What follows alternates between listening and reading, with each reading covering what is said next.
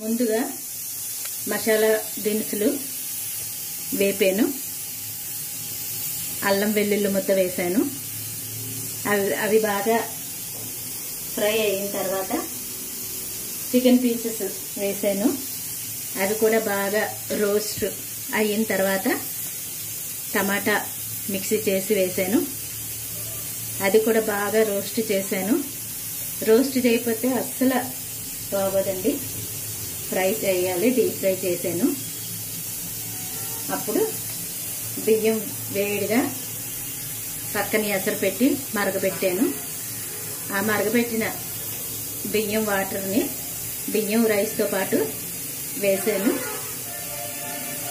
Chicken pieces కూడా వేసాను. ఇందులోని అన్నీ కలిపి కుక్కర్ పెట్టేశాను. ఉప్పు, కారం, పసుపు కూడా వేసాను.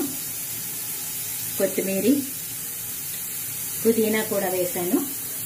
దీని రుచి చాలా సూపర్ అండి. తప్పకుండా మీరు కూడా ఇలాగనే చెయ్యాలని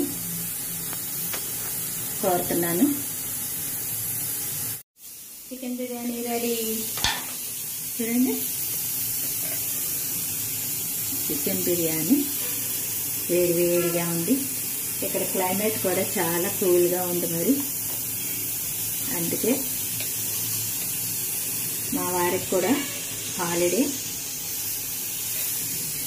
అందుకే చేశాను. చాలా రుచిగా ఉంటుంది.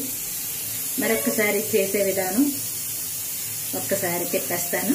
మీకు గనక ఈ వీడియో నచ్చినట్లయితే లైక్ చేయండి, షేర్ చేయండి, సబ్స్క్రైబ్ చేయండి, బెల్ ఐకాన్ నొక్కండి. బిర్యానీ చాలా బాగుంది, మీరు ట్రై చేయండి.